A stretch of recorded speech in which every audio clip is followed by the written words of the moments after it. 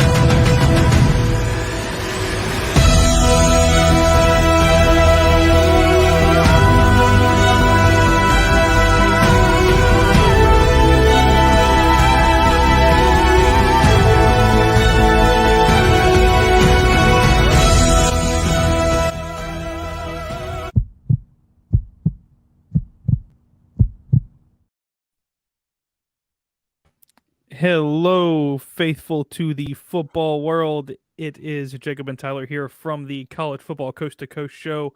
Welcome back. We are back 2 days after Christmas, back in the swing of things, Tyler. We still got some bowl games to talk about because it's going on through the new year. So we will be with you guys through the new year to talk about some of the bowl games that are coming up, some of the biggest ones, and a lot of heated matchups that we're seeing right now play out and that we're waiting to see play out once the new year rolls around, Tyler. So first up, we're going to start with the recap. First game on the chopping block, Eastern Michigan and San Jose State. Really good football game through two quarters here through halftime. A lot of special teams play, I think, in this game really helped out, gave a big boost for both teams. Eastern Michigan led this game almost the entire way. San Jose State kind of garbage time points late in this game. Resting some guys for Eastern Michigan. You don't want an injury out there with some guys that still got some time to play here in the near future with them. So a 41-27 victory for Eastern Michigan. They played on the blue field in Boise State. Tyler, the Idaho Potato Bowl this was. For me, it feels like Eastern Michigan has that it factor. I don't know how you feel, but they feel like, for me, they have the it factor in that conference. Yeah, this is what I was saying the whole time. I mean, Eastern Michigan was the laughing stock. We talked about this when we were previewing of the MAC. Like, no one gave this program a chance to even compete in the MAC, and they end up going 9 wins this season. So I expect big things going into the offseason, going into next season. I expect them to compete not only for a division championship, but a conference championship next season. And like you mentioned, this game wasn't really close from the get-go. Eastern Michigan was able to get out to a close lead. San Jose State just didn't really have the defense. Really, Eastern Michigan's offense could really just control this game. Play on the blue field is always special, and Eastern Michigan get in their 9th win of the year. I don't even think I've seen that many wins in their win column in quite some time. So congratulations to this Eastern Michigan program. I think that this is going to be a program that we're going to be talking about going into the offseason. They're going to be real contenders, with Toledo, Ohio, Bowling Green, and then the Eastern Michigan is going to be right up there with them. Absolutely, and we'll get to those teams really quick here. Of course, our next game does include those Toledo Rockets, and they played up against the Liberty Flames in this one. Close game all the way throughout. Toledo pulls it out. I was back and forth in this one. It was really close for me in this game. You and I talked a little bit about this off the air as well, and about how this game really comes down to, is it going to be Toledo, who's, I view as far as talent-wise, a lesser of Liberty, up against Liberty, who's lacking, quarterback, head coach. I mean, they're missing key pieces, and that was the big thing for us in this one that both pulled us both over to Toledo. Of course, the Rockets do pull it out, 21-19 in this one. Nice little 2-point victory for the Rockets. I tell you, Toledo is one of those teams as well, along with Eastern Michigan. That's a tough conference. I mean, it really is a tough football conference. It's a lot of guys just that have a chip on their shoulder and they're out there to make a big hit, make a big play, because they want to get to. I mean, some guys, that's what they aspire to do, is just get to college football and play at Division I level. Which, if that's what they want to do, this is the level. But there are a lot of guys that do have aspirations to make it to Power Five conferences and big schools out there, and this gives them an opportunity and a couple of shining stars in this one. I feel Toledo is kind of overlooked. They play some interesting teams. I mean, they don't play the best teams, but having a win against a Liberty team who was previously ranked this year is really a big key for them and a big sign for their progression to this program's future. Yeah, I'm the one that overlooked Toledo in the MAC championship. I ended up picking Ohio, and boy, was I completely wrong. That's why I shifted back in Toledo. It's not really like Liberty has been a team that's been up and down for me. Like one week they could lose to a terrible team that no one's talking about, and then the week after they can beat a really good Arkansas team up there in Fayetteville. But if this was a very shocking game to me, I expected this one to be a little bit more higher scoring than what I'm used to both these offenses, but both defense got to give it to them. It was really a battle of who's going to have the ball last, and Toledo was able to do that. Liberty's quarterback didn't even throw for 100 passing yards, which is bizarre to see, going from Malik Willis to now the next stop in Liberty. But I expect this Liberty program to continue to grow, especially again Coastal Carolina's Jimmy Chadwell. He's going to be your next guy. We'll see where Grayson McCall goes. Does he follow his head coach, go to Liberty? Does he go to a place like Auburn and go to Hugh Freeze, who is, Liberty's former head coach? But, the MAC just continues to keep on winning these bowl games. I mean, the MAC, this might be the conference this year that takes that Capital One Bowl Mania Cup. You have Eastern Michigan that we talked about earlier in the show. Now you get Toledo. So, man, this conference is just stacking up wins, and they have a chance to do that this week in the Arizona Bowl of Ohio. Absolutely. On to our next one here in the New Orleans Bowl was Western Kentucky facing up against South Alabama in this one, Conference USA versus Sun Belt. The Sun Belt has ran bowl season up until this. Western Kentucky, they can score a lot of points, and they did in this one, especially in the first half. Western Kentucky beat South Alabama 44-23 in a landslide here. For me, first thing watching this game, South Alabama's defense didn't get comfortable early. Western Kentucky came out the gate throwing the ball, and you know what they're going to do. I mean, Western Kentucky, they show it to you in film what they're going to do to you, and that's air raid offense, and that's what they do best. Their quarterback threw for a ton of yards.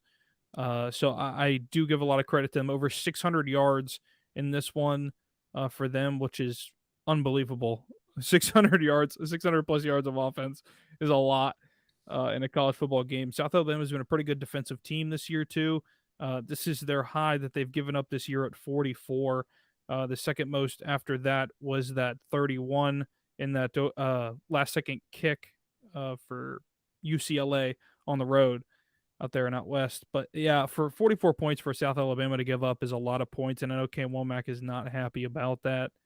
As far as the offense goes, 23 points is okay.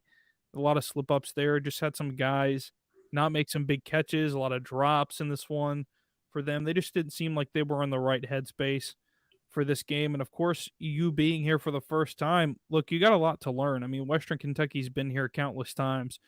They know the expectation of when bowl season comes around. They got to play their best football. South Alabama definitely did not play their best football in this one. So credit goes to the Hilltoppers in this one for a big win here in New Orleans. Yeah, credit to them. I mean, South Alabama, this was definitely a disappointing show. And I mean, going into the half, you were looking at the scoreboard 31-3, and you're wondering, well, where the heck is this South Alabama team? We have not seen really the South Alabama team all year. Even in their two losses, it was close. Like you mentioned, they had a late field goal loss on the road against UCLA, and against Troy, a 4-point loss, that 10-6 game that we've been mentioning for several weeks for the South Alabama team. But man, Western Kentucky, they got a guy named Austin Reed, and he can flat out sling the rock. I mean, he had 4 touchdowns, 2 in the first half. I mean, Western Kentucky could have put up more points, but I think that they just said, all right, we're done. We don't have to do any more. Let's just put our foot off the gas pedal. But South Alabama's defense, like you mentioned, they're built on, creating turnovers. They did have a couple of turnovers, but just too many yards. I mean, Western Kentucky's defense, though, they were able to shut down LaDamian Webb. That's a guy that if he gets going, South Alabama is not going to lose. Webb only had 40 yards rushing in this game. So very disappointing showing for South Alabama. I'm not going to go too far and say that it's a disappointing season. You still have 10 wins. Really, no one expected that going from a 2-win season to a 10-win season. We've been comparing South Alabama to Tulane. The story really 2-10 programs going to now 2-10. We'll see if Tulane can finish the deal this weekend against USC. But congratulations to Western Kentucky. But man, as a South Alabama fan, you definitely have to be disappointed with this, especially, you could have got 11th win on the year. I mean, everybody that I know picked South Alabama. So I don't know how many people picked West, but they were able to pick up a game in Bowl Mania. Yeah, and the strange thing about this, is South Alabama, like you said, South Alabama had a great season. I mean, you can't discredit their wins that they had this year.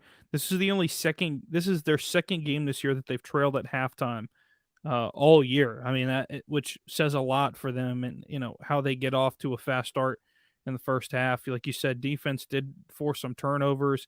Corner Yam Banks made the friggin' wildest interception in the end zone that I've seen this year. There's a crazy catch there. But of course, I mean, when you're losing by that much, it really doesn't seem like a lot, for your team. So there's a lot to learn this year from South Alabama. I think they're going to get a lot of more recruiting, better talent in there. They are. I mean, they're getting a lot better talent. It's miles better than what it used to be. Getting guys to the NFL, so there's development there, and there's things there that are clicking for guys to come there and stay there and graduate from there and move on to the NFL. So a lot of positives coming from the season for Kane Womack, especially signing a big contract there. Western Kentucky, congratulations on a good season once again, double-digit win season. So can't be mad at that. Moving on to our next game here is Baylor. The Baylor Bears faced off against Air Force Falcons. I almost said Wake Forest. I don't know why I saw Wake Forest.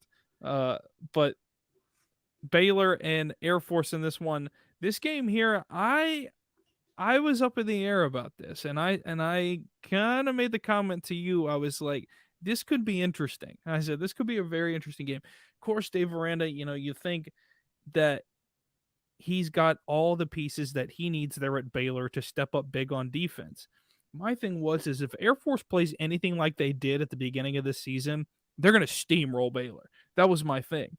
And in this case, Air Force wins this one 30-15. They double up Baylor. It's strange. It's weird, but Air Force was just a better team all around. I mean, it just felt like they had a perfect balance of run pass that confused Baylor just enough. Big plays downfield. So Air Force for me, quality win here for them, 30-15. Great for them to get a win in the Armed Forces Bowl. Yeah, I did not expect this at all. I mean, I just need to take a couple of moments to talk about this Baylor team because every week I bring up a team that's been disappointing. Last week it's Oklahoma State. Well, this week is the Baylor Bears. They were literally the preseason top 10. They were coming in with so much expectations. Oh, they're getting back everybody on defense. Oh, they lose, their star running back, but they're getting their quarterback back, Bailey Chapin from the Big 12 championship game. I mean, he played an okay game, 2 touchdowns and over 100 yards passing, but Baylor's defense was definitely the biggest concern going into this season for sure. I mean, even in this game, Air Force, they do what they do all the time. They just run the football on you. If you are facing against Air Force, Navy, Army, you better stack up the box and get ready because that's what they're going to do. Air Force doesn't run the triple option. And, they can pass the ball too, but they don't pass the ball much. But whenever they run the ball effectively, they are a hard team to stop. And Air Force's defense stepped up big time. Baylor, like I mentioned, wasn't able to get the running game going, but really disappointing year for Baylor. I mean, 6-7, you're going from Big 12 champs. Like I mentioned, this was a veteran squad. It's like this is a young football team. It's just, I don't know what happened. They just lost the identity from last year's team. But man, Air Force, I did in the preseason, I did talk about this team. I picked Air Force to be the representative for the Group of 5. Ultimately, that didn't happen, but a 10-win season still respectively if you're Air Force. You got to feel real confident going, into the next year about these Falcons. Yeah, great year for the Falcons there. Disappointing loss for Baylor. Moving on to our next game here. in Louisiana, in Shreveport, Louisiana.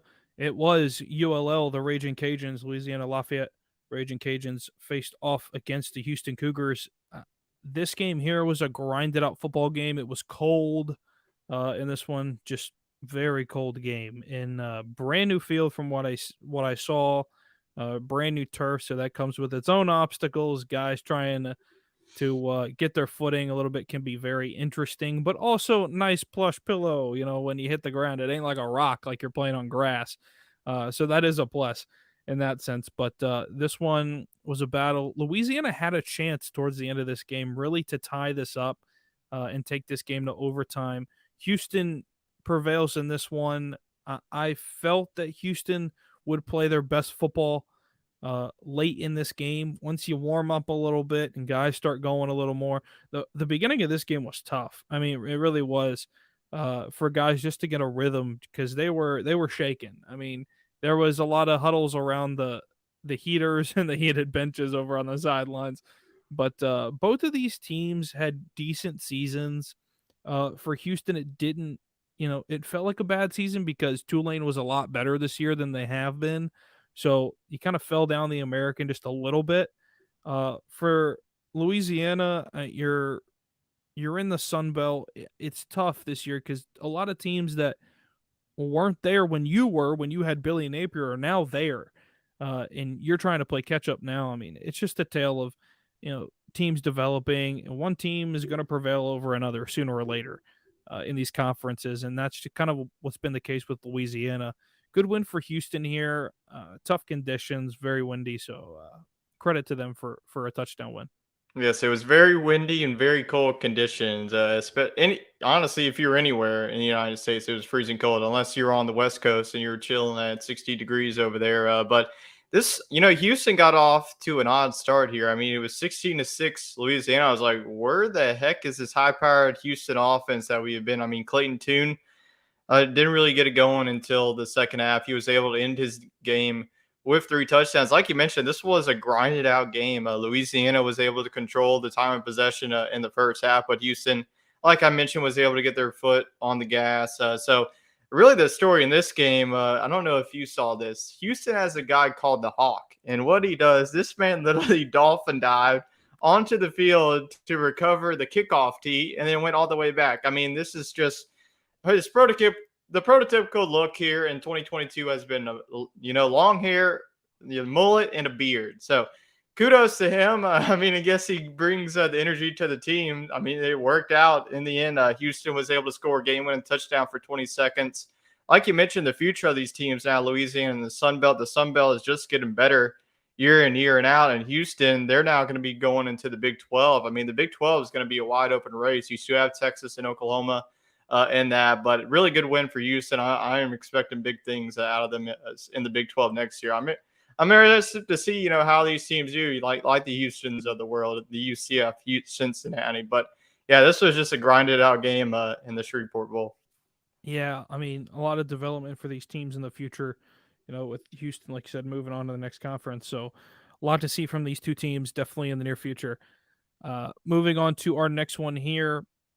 It is ACC and SEC in this one. Wake Forest, the Demon Deacons, up against the Missouri Tigers. Wake Forest holds out in this one for a 10-point victory, 27-17 over the Missouri Tigers. Wake Forest really needed to show their power in this one. You really need to show that they had the pieces in order to be better this year in the ACC than they really showed. It was tough for them. Missouri played really controlled football in this one. And that was kind of the thing. Time of possession. Don't give Wake Forest too many opportunities to go down and score the football. Well, hate to say it, a couple of times it did happen. Wake Forest's defense is they're gonna force turnovers, and that's their key for their offense to get back out there and play solid offense. I feel that Wake Forest can be a decent team in the ACC again. They were a part of the championship, last year, so it does seem a little strange for them to be down here so quickly. But I think this bowl says more about Missouri than it does Wake Forest. Missouri really turned their season around. I think that close game against Georgia really brought to light what they can do, what this team really can do on offense and defense. I think defensively, this is the best Missouri team I've seen. And I think they really have a lot of positives to look at in the future. Offensively, I do think they need a really solid quarterback at offense to run that show and be a field general for them. Because I just don't think they have it right now. But if they can get that, I think they can be a decent team in the SEC and be a 9-win team. Yeah, I think you nailed it right on the head. I mean, this Missouri team has played more close games than you can think of. Like the Georgia game, Missouri was really the only team to keep it close with Georgia. You could possibly say Kent State. I mean, they boat raced Tennessee, they boat raced LSU in the SEC championship game. But I think they do have the quarterback in place. They did have Connor Bazelak. He transferred to Indiana. I thought for at least a season, he had a phenomenal season in the 2020 season. It's like, okay, this is going to be Missouri's guy, and he ends up transferring. That really was a head scratcher for me. But on Wake Forest's side, I know that you mentioned that this is a Wake Forest team that could be, a nightmare in the ACC. But some news that we're going to talk about here in a couple of minutes really has question marks around this Wake Forest program. Like, who's going to be the next gunslinger to come through? So in the end, I knew that Missouri didn't really have any control in this game. It was controlled by Wake Forest. Wake Forest's defense did a really good job of stopping Brady Cook. I mean, Brady Cook just looked lost at times. He did end up throwing a touchdown, but he just needs to do more. You can't really rely on the running game too much with Schrader in the backfield. You can't just really rely on that guy. They were literally losing Dominic Lovett. That was a big target that they were losing. So, yes, I know I picked Missouri. I was wrong, and the SEC is now 0-2 to start. We'll see if Arkansas can break that streak for the conference. But really good win for Wake Forest. I definitely think that's just going to be a nice program in building off season. It's definitely going to, like we mentioned, I don't want to spoil the quarterback. That's going to be gone, but there's going to be some questions going around Wake Forest. Absolutely. Moving on to our next one here, kind of a sleeper game, but a really good football game here. Middle Tennessee State up against San Diego State. This here, I felt San Diego State would win this game pretty easily. Felt they were the better football team all around. Middle Tennessee grinded this game out. They did everything right just in order to beat a really good San Diego State team. A credit goes to Middle Tennessee for coming up big, getting some stops. It's hard to hold San Diego State to 23 points. It really is.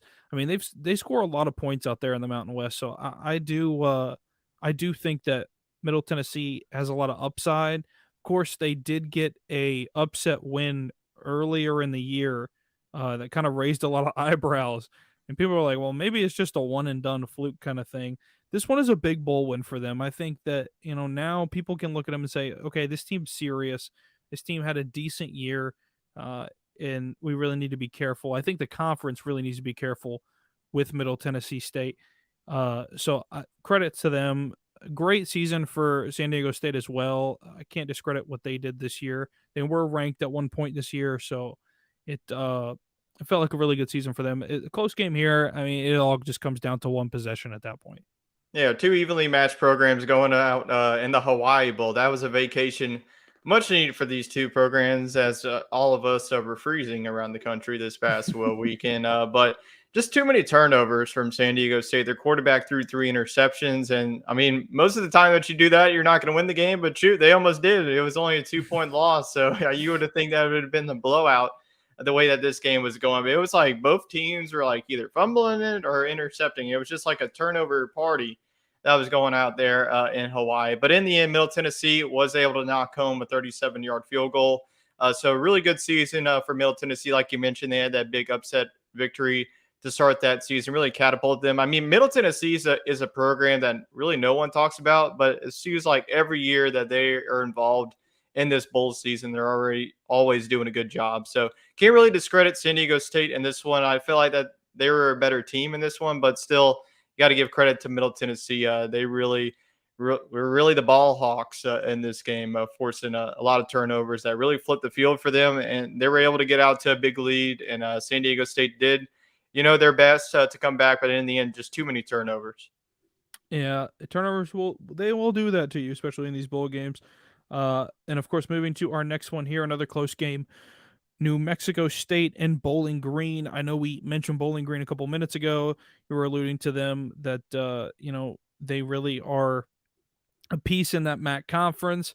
So this here, of course, they do fall short to New Mexico State. New Mexico State gets a big win, 24-19 in this one. Uh, I felt that Bowling Green was the better team in this one. The same thing here as our last game. I felt New Mexico State was the lesser team in this one, just based off of talent. Bowling Green had some good wins this year.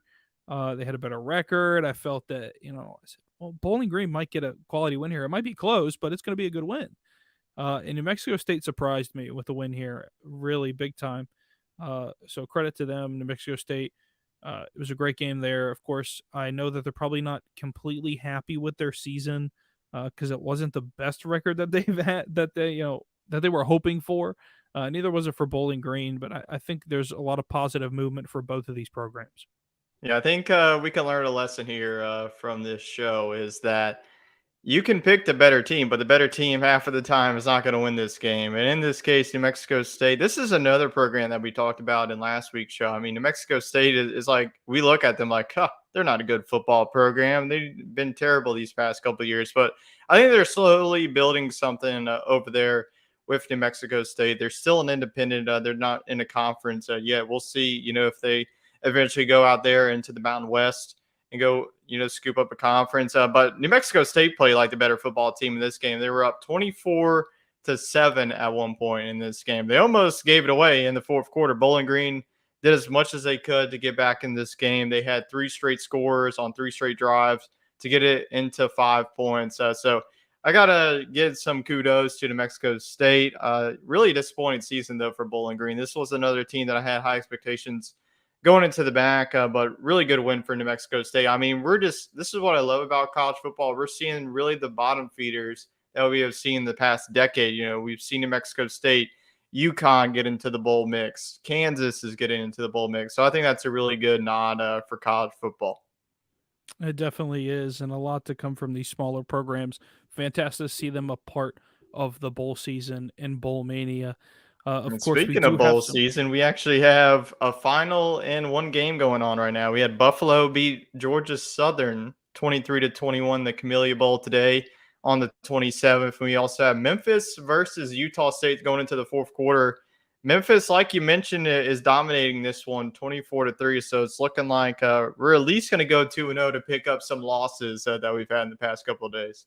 Yeah, we need them to recover. We're 12-7 in picks. Both me and Tyler, both 12-7 in our respective picks for the bowl season. So we'll pick up 2 here and move on to 14-7 and double up on those losses there. So, of course, moving on to the games that we got to preview because there are some more coming your way, folks, because this is just breaking the ice. I mean, there's a lot of games coming in the next few days, the next 4 days, to really shape out the schedule to close out this fantastic year.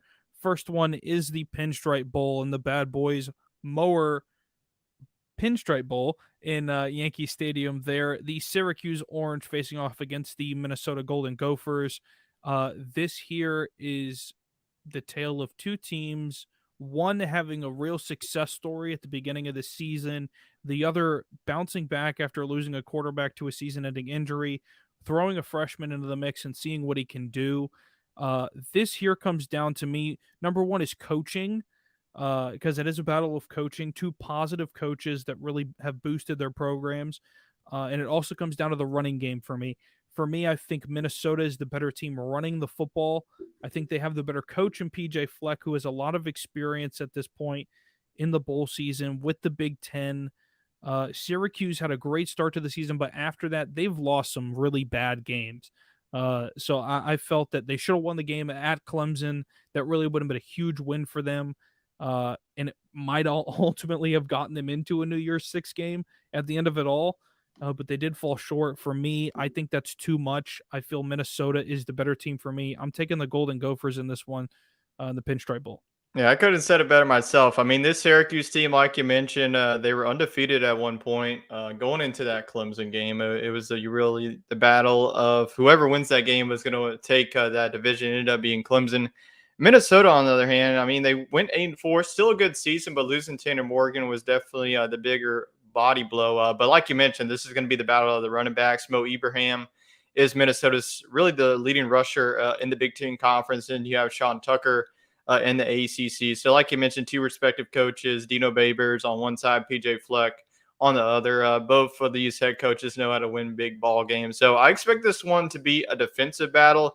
Both quarterbacks are okay. Garrett Schrader, we have seen him at two schools now, Mississippi State and Syracuse. He's been all right. But I think that in the end, Minnesota is going to be able to stand tall. Just Syracuse, I just lost all my faith in picking Syracuse anymore after that losing streak. Their offense just really has fallen asleep these past couple of weeks. I do think that they get their running game going against Minnesota, but in the end, the Golden Gophers will row the boat to victory. And we split on that, or we're together on that one. Yeah, we're even. We're even. Lovely. So good start in this one. Hopefully, a big win for the Golden Gophers coming soon. On to the Cheez-It Bowl here in Orlando. First of two Cheez-It games. We'll get to that, but I think it's a joke. But we'll get to it later. In the Cheez-It Bowl, it is Oklahoma facing off against the number 13 ranked Florida State Seminoles. The Sooners and the Seminoles, I feel this game, back in the day, let's talk about this. Back in the day, this would have been probably the national championship game. So I think that both of these teams have had issues. One having big issues. The other one is kind of a success story, I think. I think the big issue starts with Oklahoma. Brent Venables, I haven't figured out this Oklahoma team all year, and I still can't. The fact that they've made it to this bowl game really scratches my head.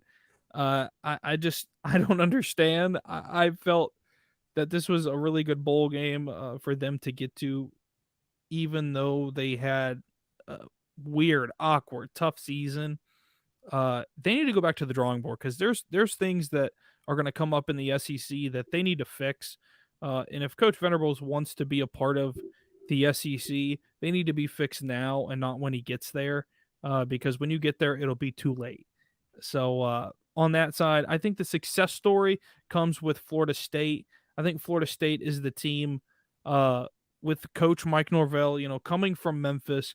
Was he going to be the answer for that team? And I think late in the season, it was the answer.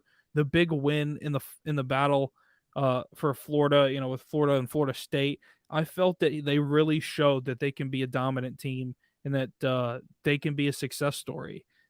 They started their season with a win against LSU. Everybody's like, well, is it a fluke? But I feel like they have what it took in order at the end of the season for them to make a decent bowl game. So all credit to the Seminoles. Hopefully they get a big win here over the Sooners. Yeah, as you notice, I didn't even put an animation on the screen because that's how confident I am on this pick. I mean, this is just a lock for me.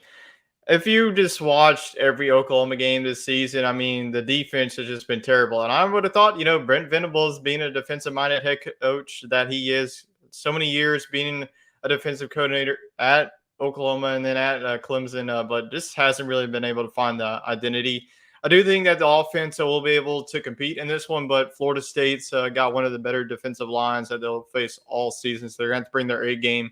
Florida State, like you mentioned, they got jump-started by that really thrilling victory in Week 1 in New Orleans against LSU. They did had a couple of games that they should have won, but they ended up losing. But in the end, they took care of business when needed. So I honestly think that the line, 9.5, if I were a betting man, I would probably bet above that. I just think that Florida State's just going to be too much on both sides of the ball, especially with Jordan Travis. There were some question marks. Is he going to opt out on this one and just head to the NFL draft? But he ended up coming back for his senior season. So this Florida State team is going to be locked and loaded for this game. Really, like you mentioned, Mike Norvell, that was a coach that really everyone was talking about, in the media. I wasn't really talking about it. I was giving him a couple of years, but everyone was wanting to fire him. So this is what, trust the process of what these coaches can do in a couple of years. And we're seeing it with the Florida State team. So I think they get this 10th win, and I think they get it pretty convincingly. We both have the Seminoles in that one for sure. Hopefully, they get a big one in the Cheez-It Bowl. Next one is the Valero. Sorry, did not come out. Did not come out how I wanted to say that. The Valero Alamo Bowl. This one kind of home field advantage for Texas. Kind of weird. I don't like it. Kind of a dumb game to put Texas in this. But they are a part of it. So, the number 20 ranked Texas Longhorns up against the 12th ranked Washington Huskies. This year, it's going to be a tough game. I feel that, I looked a minute ago. I was telling you before the show, this is a 50-50 split for America. This is weird. I mean, a 50-50 split. I don't know. I feel that all my signs point in one direction, and that direction is Washington. Washington seems the better team for me. Quarterback, they've got Penix is still a quality quarterback. I mean, he's going to play in this one. He's a good quarterback that is a veteran in college football. Quinn Ewers has played the second half of the season basically. But I just feel like Bijan Robinson hasn't gone, nuts like everybody said he was going to. Really hasn't. Had a couple of decent games, but it was like, oh, well, he's going to have a chance at the Heisman at the end of the season. Well, he wasn't there for the Heisman at the end of the year. That's my thing. If you're going to make these expectations and you're setting these goals and you're going to talk about all this stuff and you don't make it there, for me, I feel like this season for Texas is more of a failure than a success. Even though they're sitting at 20, everybody talked about as Texas back. We talk about it every single year. That's why they put Alabama to start their season. Well, they come out and they let Alabama score late in that game and they lose. I mean, that's my thing. If you're going to make expectations like this, you need to deliver. And I think Coach Sark knows that. I think that they need to step it up because they want to go to the SEC. They need to be able to play good football. I feel Washington is still the better team in this one. I feel Washington is the way better team all around. And Texas is going to have to figure it out over the offseason because they've really got one more shot before it's all in for the SEC.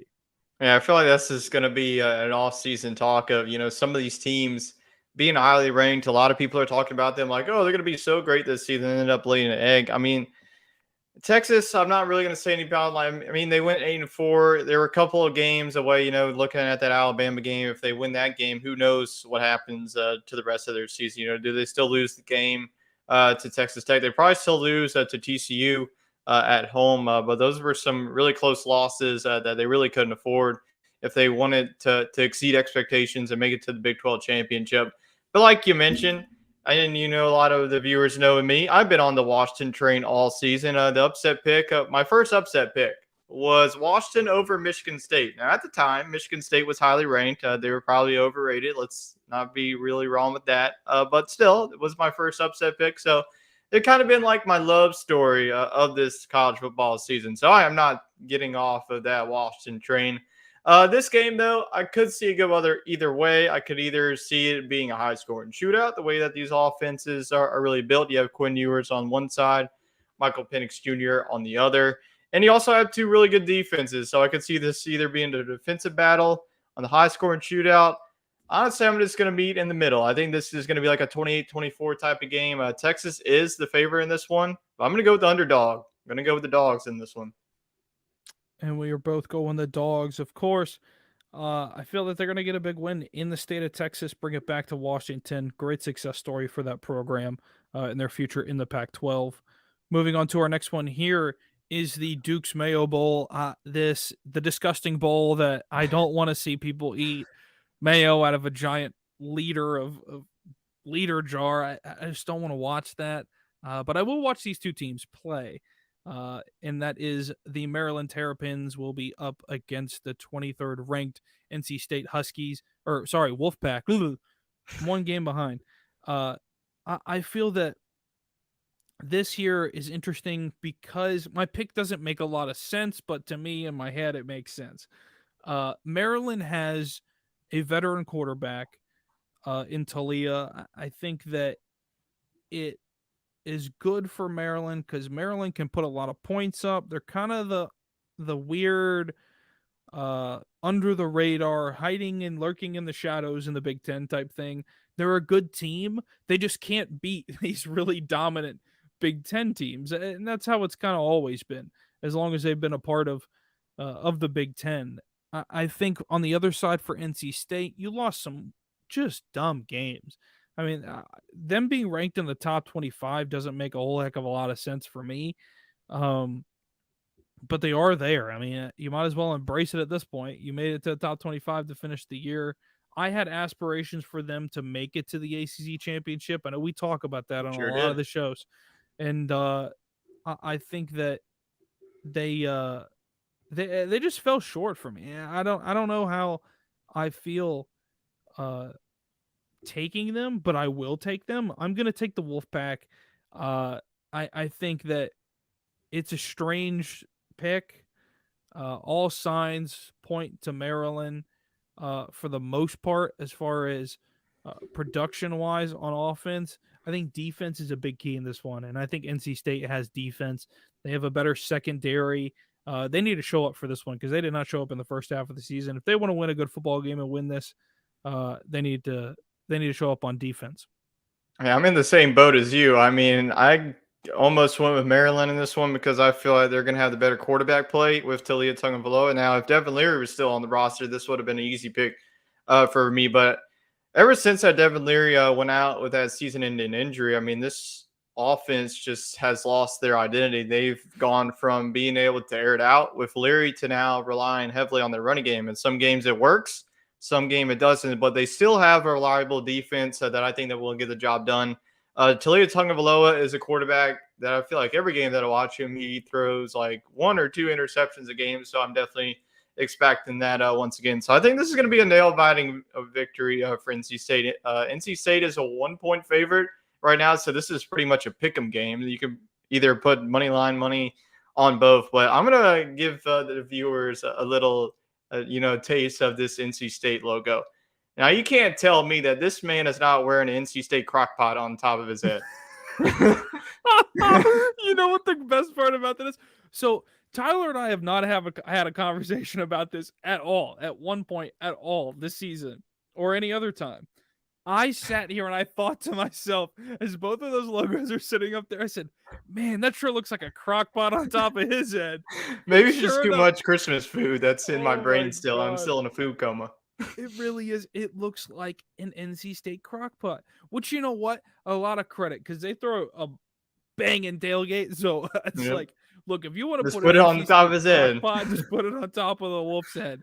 They just need to make a crock pot like with this and like this same Wolfpack head logo. Get rid of the wolf on the sideline. Get rid of the wolf and just put a dancing crock pot with NC State on it. And that perfect. But yeah, no, that is true. It does look like a crock pot. Oh my gosh. For you folks that are listening to the audio, if you guys go and look at the NC State, just go look it up. Picture, just oh my god, it does look like a crock pot. You'll never be able to unsee it. I mean, you can't unsee it. It's just like whenever I was like Googling like the Tostitos logo, for instance, I never knew that probably like a year ago that I looked this up that it was 2 people in the middle, the 2 T's or 2 people.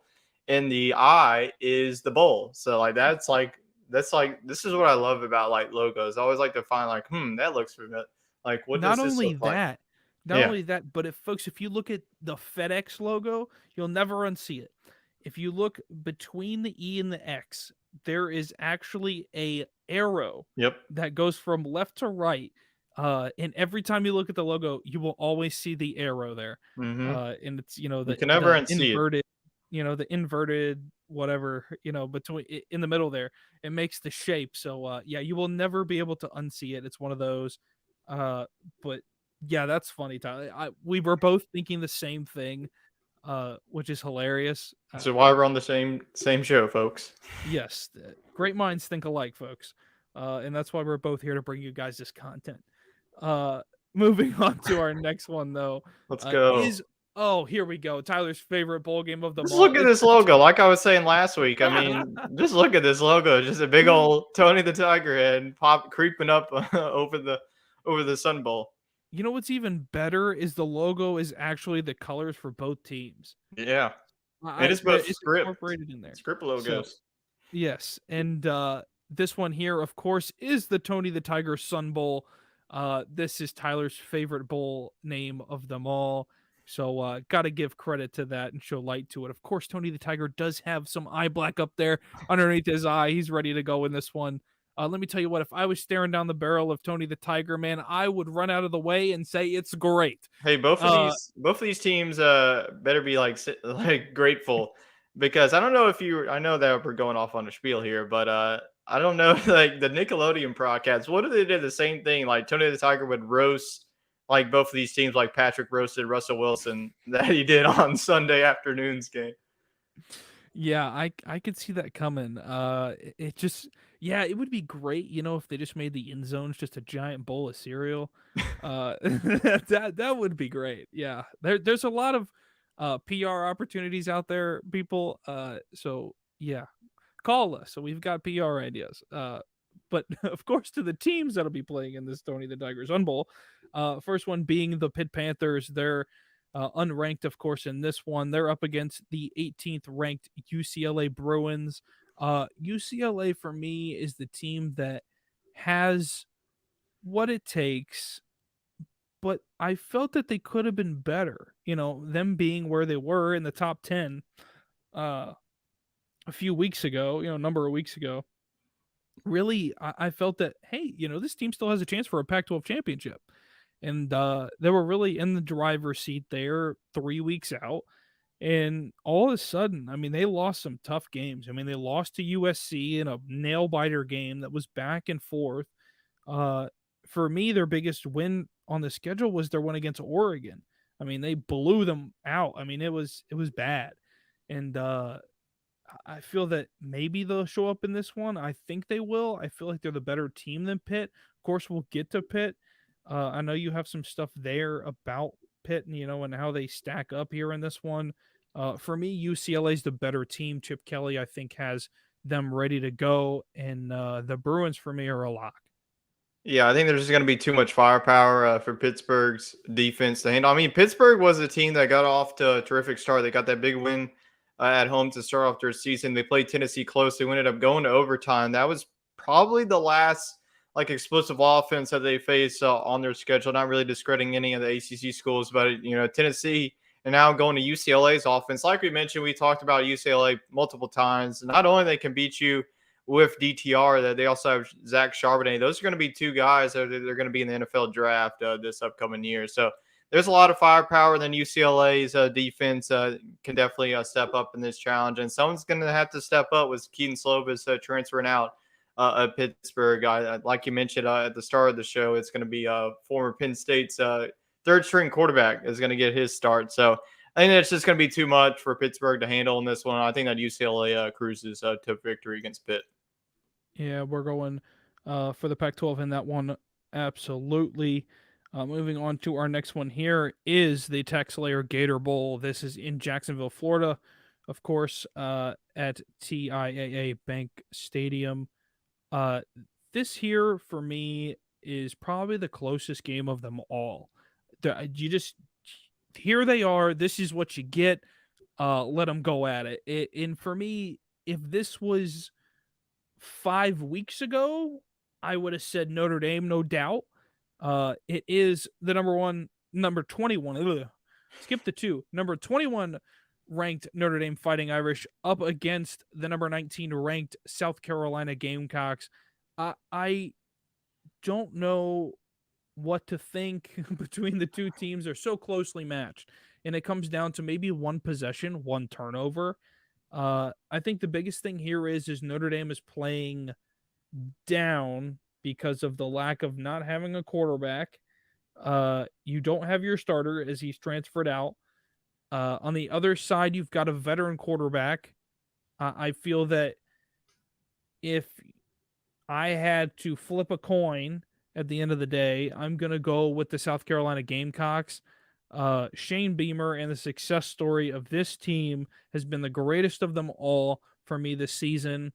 I think that they have shown that they are back. They are here to compete in the SEC. big wins, big win against Clemson. And people need to watch out for this team in the future because I think they're getting a lot of recruiting. The recruiting is shot up from what I've seen. Early national signing day. They got a lot of stuff done. I think that they really have an opportunity to be back in the SEC and compete with some of these really good teams. For me, they're the win here. Notre Dame had a turnaround. There was a lot of talk of Notre Dame. They might not even have a winning season this year. They turned it around. They played some good football later on. They figured out their identity. And that was the biggest thing for me is finding their identity. This could be a very close football game. I will give South Carolina a 3-point victory in this one. Yeah, this is going to be the best bowl game outside of the New Year's Six bowl games that we have kicking off this weekend. But this is really a tale of two teams that got off to slow starts and it really ended off their season with big wins, especially South Carolina. They're the hottest team in all of college football, arguably alongside of the top four. They're in the college football playoff. I mean, South Carolina destroyed the dreams of Clemson and Tennessee making the college football playoff. Those are the two teams that will be meeting in the Orange Bowl. There's a lot of firepower on both sides of the ball with the South Carolina team. And like you mentioned last week, more than likely that whenever an SEC team is going up against an opposing conference, I'm going to pick the SEC team most of the time. So I'm going to continue that trend. I think this is going to be a phenomenal game. This is going to be a game that I'll be tuning into. I think that I'm not really concerned with Notre Dame's offense. Their quarterback has been able to do his job, but they do have one of the best tight ends with Michael Mayer, and they rely heavily on their running game anyway. So I think they won't have any problem of moving the ball against South Carolina. But my main concern is going to be how Notre Dame's defense shapes up against really the weapons that South Carolina has with their wide receivers, especially with Bell and Van in the slot. So I'm going to go with South Carolina in a very tight game. I think they win it in Jacksonville. Moving on to our next one is the Barstool Arizona Bowl. In this one, interesting game. It is the Ohio Bobcats up against the Wyoming Cowboys. I would like to say this is an easy pick, but it's difficult. I think that Wyoming, you think back to the days of Josh Allen, and of course that was their best that they've ever been, kind of thing, and that was the success of Wyoming, and they were a part of things then, and now they've kind of tapered off. They still had a decent season this year. I think on the other side, Ohio, you had aspirations for them in the MAC. They fall short. I mean, that's kind of where or why they're here in this, but still a good bowl game for them. I mean, this is a fantastic opportunity for both teams to showcase their talents. For this one, I'm going to keep it quick, short, sweet. I'm going Ohio. Take the Bobcats in this one to cover the spread. I think that they have too much firepower for Wyoming. Yeah, this is going to be a very good game to watch here on Friday. I think these are just going to be two close matchups. Like you mentioned, I did have aspirations for Ohio to win the MAC. You would think that I would go against them after they let me down, but I am not. I'm going to stick with the Ohio Bobcats. I think this is still a very good football team. They won 9 wins for a reason, but Wyoming always, whenever they get into the bowl season, they're going to play their A game. So Ohio's got to be ready for this one. I think they will, and they'll get a close win. Yeah, and moving on to our next one here is the TransPerfect Music City Bowl. Of course, this one being in Music City in Nashville. This one is a short trip for Kentucky, but a long one for Iowa. The Iowa Hawkeyes up against the Kentucky Wildcats. This one, of course, Big Ten SEC. This is going to be a heavyweight battle in the trenches, I think. It always is for Iowa. For Kentucky, they have offense. I mean, that's the difference here in this one. Iowa doesn't have any offense, and they haven't had it all year. That's my thing. Has it gotten a little bit better? Sure. They've dug their head out of the hole they were sitting in for the first 5 weeks of the season. I think that 7-5 season for both of these teams isn't terribly bad. It just seems that Iowa just doesn't have the. I mean, there's just no other way to cut it. Iowa just doesn't have offense. So Kentucky for me is the consensus pick. I'm going to roll with the SEC in this one. They have it running back. They have absolute wide receiver depth. They have it all in order to be better than a 7-5 season for sure. They fell short on a lot of these games, and I think that this is their opportunity to get a decent win close to home. Yeah, this was the easy pick until Will Levis and Chris Rodriguez decided to opt out for this bowl game. Like I mentioned last week, college football, the culture of opt outs, whatever. We always hate it, but that's just what it is. But yeah, I think that there's just definitely going to be a different identity for this offense. You still have Dane Key, your top wide receiver, but who's going to be able to throw the ball to him? We did see the backup come in for the Georgia game, and the Kentucky offense was only able to score 6 points in that game. Not Devin Leary. He's going to be the Kentucky quarterback. But Will Levis got banged up in that game. Like you mentioned, Iowa's that offense.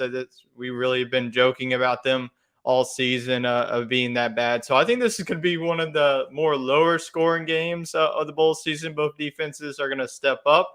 I'm actually going to go against my theory. I'm going to go with the Iowa Hawkeyes. I'm going to give the Big Ten the nod here. I did have Kentucky before this game, but with the news, I just don't really have any confidence with Kentucky. So I'm going to go with Iowa and their experience. Folks, this is a rarity here. When Tyler picks Big Ten and I pick SEC, there's something wrong, folks. So watch this game because you guys need to watch this game because we'll see what happens. I don't know. I'm leaning on the SEC in this one. It might go either way. This is such a close draw in this one as well. But moving on to our next one here, a very interesting one here. It is the Cheez-It Citrus Bowl. Folks, don't try to make any sense out of the name of this. Yes, we have already talked about the Cheez-Its one time in this one. We get to talk about the Cheez-Its again in this one, and that is the number 17 ranked LSU Tigers up against the Purdue Boilermakers. Both teams that competed for their conference championships, they both fell short in this one, so they will be facing off against each other. I think that's a good idea. I think that was a really good idea. The name was not a good idea on this one, but aside from that, it's okay. I think on LSU's side here, you've got pieces, you have the talent to do this. On the other side of the ball, you've got Purdue. They're scrappy. We know what they can do. We've talked about it before. We talked about it against Michigan. They can pull out wins that normally we don't talk about.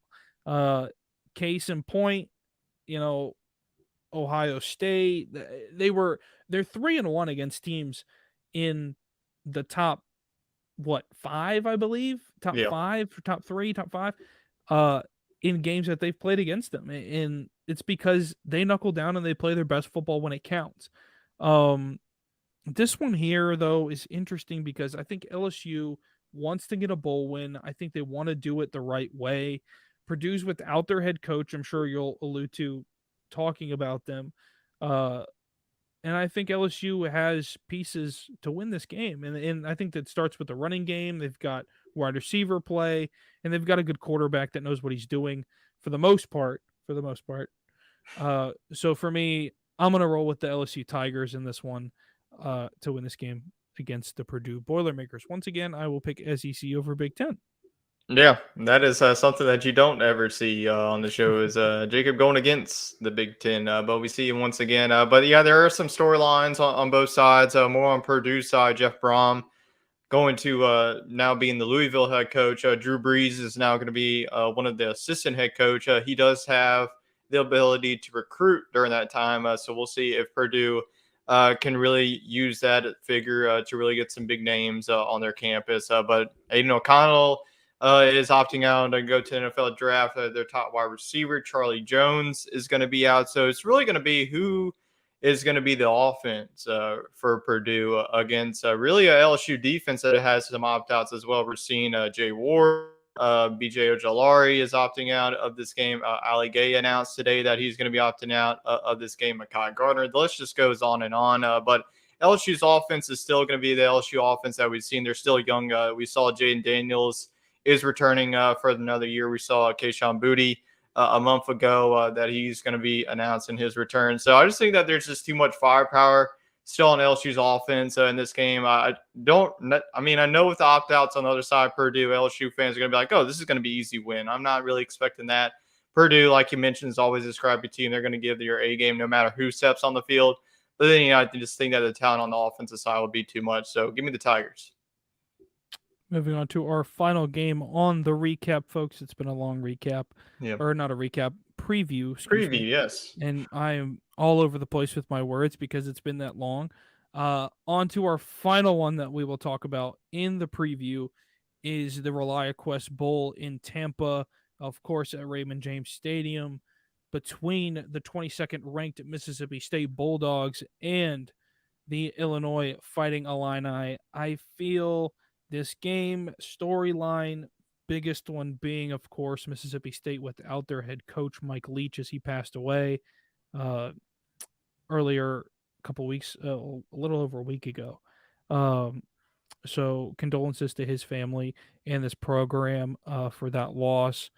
On the other side, Illinois had been a scrappy team all year, a better team than anybody ever thought they would be in the Big Ten. So I think that their loss against Michigan, they win that game against Michigan, and this is a whole different Illinois team we're talking about, and they're not playing in the ReliaQuest Bowl. I think they win that game, and they're arguably sitting there for the Big Ten championship game up against Ohio State or Michigan again, just depending on how that all shaped out, late in the season. Um, I think Mississippi State has enough talent to win this game, so I'm going to go with Mississippi State. Although Illinois is scrappy like Purdue, they can force turnovers. Defensively, they're a good team. Low scoring game in this one. Mississippi State gets it done. Late touchdown. Yeah, this is a game that is two different offenses. You still have an air raid offense, a Mississippi State that just wants to throw the ball all over you, and Illinois just that's all Big Ten teams do, especially the Big Ten West teams. The Big Ten East is a different story, but Illinois with Chase Brown, they're either going to either run the ball with him like 100 times, or they're going to get stuffed. So Mississippi State's defense, I think that they're going to have the game plan for this one. It's just written in the stars at Mississippi State. Mike Leach, it was called the Pirate, and they're playing at Raymond James Stadium, which has a Pirates ship in it. So there's just no way that they're not going to win this game. So Mississippi State is going to win this one. I just think that this, I don't know what to expect in this one. I mean, I could see this be a low scoring game. I mean, Mississippi State, their last time that we saw them out, they got really shut down by Ole Miss. They were able to win that game with a late touchdown. But this could be either a defensive game or Mississippi State could either stretch out a lead late. So who knows what's going to happen. But all I know is Mississippi State's going to win. Yes, we're both agreeing on this one, and I just realized that I have now picked 3 SEC teams against Big Ten teams in a row. I need to check my temperature, my pulse, make sure my blood is flowing in the correct direction and not in the opposite direction, or I will pass out on the floor. No, I have failed to notice. Yes, I do work tonight. I'm trying to get through this show so that I can do that. And Tyler has another show that he has to get to as well. Yep. So busy for the both of us. So we're trying to squeeze it in all there. But of course, so busy that I forgot the most important thing in between our segments. And of course, that being our sponsors. Well, I'm going to rattle off a few sponsors right now towards the end of our show. First one being Buffalo Bayou Brewing Company. If you guys want to go check out all of their beer and food that they offer over there in the Houston metro area, you guys can head over to www.buffbrew.com. That is www.buffbrew.com. Or you can always go over there, catch a meal, catch a game, catch some beer. Not catch some beer, drink some beer, but same thing. Throw me something, mister. Or you can catch some beer. You can throw me something, mister. Of course, as we're going to roll over this calendar year. But of course, you guys can always check them out over there at Buffalo Bayou Brewing Company. On to our next one, of course, is Fanatics. If you guys want to get all of those championship needs, of course, you can't get the championship gear for Christmas if the championship ain't happened yet. So you kind of got to wait for that. But folks, if you guys want to go over there, use our link at the bottom of our show, get all of your team gear. NHL's going on right now. Hockey's going on. Basketball's going on. Football's finishing up. Baseball's going to start in the new year. So there's a lot of things going on. So if you guys want to go over there and get all your gear, use that link down below and show us some love over there. Of course, another one being YETI. If you guys also want to go get your drink needs, being coolers, cups, bags, this, that, you guys can go over there. They offer it all over at YETI. If you guys spend over $200 there on their site, you will get a free 14-ounce Rambler. in your order. You get a little gift to yourself there at the end of it all. You guys can head over there with the link in our show notes as well if you guys are listening to the show. And I will have a short little break before I give the last sponsor of the show, and that's because we have a lot of news to get to. We'll run through it quick. And we'll go through it quick though, because I ain't got a ton of time, but we'll go through it quick. First one being, and it's all transfer portal stuff because folks, of course, the transfer portal is just in full swing, and the season's not even over yet. So guys are bailing left and right; they're jumping ship. And the first one is Sam Hartman. Tyler, you alluded to this earlier. You talked about it just a tiny bit, hinted, but you didn't say who it was. But I think most college football fans could figure out if they knew Wake Forest who this quarterback would be because he's been there long enough. Sam Hartman, the quarterback for the Demon Deacons, has entered the transfer portal. Tyler, where is his destination that we think he's going? Yeah, the news. I actually had the news. I work with Gridiron Heroics. We actually had this news. It was circling around our little workspace over there in the Slack channel that we have, and they were saying Notre Dame. So Notre Dame is looking like where Sam Hartman is going to be. It's definitely shocking news. I thought that Sam Hartman was just going to stay with Wake Forest, but now he's going to Notre Dame. I mean, man, you get Sam Hartman in this offense, Notre Dame is going to be at least the top 15 going into next season. Yeah, I think he's a key piece that Notre Dame needs. They need a field general, like I said. They need a guy who can sling the ball when they need it, can do a check down when they want it. And I think he offers everything that Notre Dame is looking for. So they missed out on their first opportunity at a quarterback. So I think this is their next best thing. And Sam Hartman is no downgrade. So definitely a big thing for that team going for them next year if they can land him. On to our next transfer knowledge here that we got is Keaton Slovis is transferring out of Pitt. As we mentioned, he'll be gone by the time they play this bowl game, of course. He's already gone. I'm sure he's probably already in Provo at this point, but he is no longer a part of the Pitt Panthers. He has taken himself to a different cat, and that being the BYU Cougars. I think this is big for BYU. I really do. I think they needed a guy that knew enough about throwing the ball, getting it out quick. Slovis had his opportunity at USC. He transferred to Pitt. Pitt won the ACC championship the year before. He said, maybe this program can get me a little more recognition. Well, Pitt fell off the wagon again here this year. Good old Pitt. I mean, that's really what it was. And BYU is always there. They just slip up a couple of times, and it really screws them in a chance for a big New Year's Six game. Maybe Slovis gives them that little boost that they do need, Tyler. Yeah, this is another East Coast going back to the West Coast. I mean, he's going West Coast, East Coast, and now back to the West Coast. So I mean, obviously, he's just a West Coast guy. I think that he did make the right decision to go to Pitt.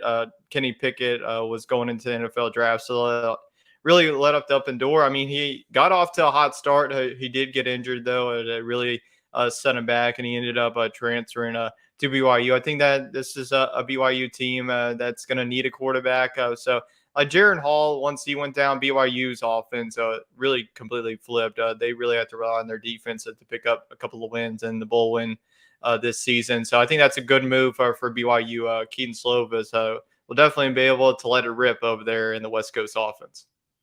Yes, and the final transfer portal news, DJU, I'm not even going to try to pronounce it. He is leaving Clemson. Of course, everybody knew he was leaving Clemson. It was a matter of where he was going. He has chosen Oregon State. He has chosen the Beavers as his destination spot there on the West Coast. Here's my problem. I still think Gobranson is going to get the nod. I think he's the better quarterback. I think the school knows it. For him to go there, it doesn't make a whole lot of sense. I could see this changing. I could see him entering the transfer portal again to try it all over again. And we could see him somewhere else on the West Coast. I really do. I thought the best spot for him would be Washington, considering Penix was probably gone after this year. Washington would be a good spot for him. Good offense, good coordinators. They have all the pieces except for a quarterback once Penix leaves. Kind of interesting spot for me here for Oregon State. I still do like the Beavers, but I think O'Branson gets the nod. Yeah, I agree. I mean, he was the guy that really ultimately won Oregon State that bowl game. I mean, it was really was. I thought that was going to be the audition going into next season. I think he passed that test, so I think it's going to be hard for DJU to pass him up. The really school that I was looking at, and a lot of people were talking about too, was Hawaii. He's from there. I just thought like he would just go to a school where he can put up some numbers and help his draft stock. And now he goes to Oregon State. Like I don't even know if he's going to start. To me, I don't think he does. So, like you mentioned, it wouldn't be surprising if we see him once again put his name in the transfer portal. That's what the transfer portal allows you to do. You know, if you lose a job, well, I'm done out of here. Let me go to another school where I can get a job. So we'll have to keep track on what happens at Oregon State. Yes, and of course, that is all the transfer news. Yes, there's just a lot of it, too much of it. Um, but of course, before we get to our last one, our last sponsor, of course, is Piper Golf. If you guys want to head over there and pipe some drives, you guys can head over there to Piper Golf. Use the link down below if you head over there at piper.golf/sportscramble10. You guys can go over there and get all of your golf ball needs. Of course, they are tour quality balls at the non-tour price. So you guys can go over there and use those and see how they are. Because I have yet to use them because Chet takes them. He says he's Well, going he to also get them moves to away me. from us. And he also takes them farther away from me to Waco, Texas, instead of Houston. So they're now 10 times I guess we're farther. never going to get those golf balls. Yeah, Honestly, we might not get them until probably March, whenever yes, Wade gets married. probably that'll be a little gift to the two of us when when we see them then.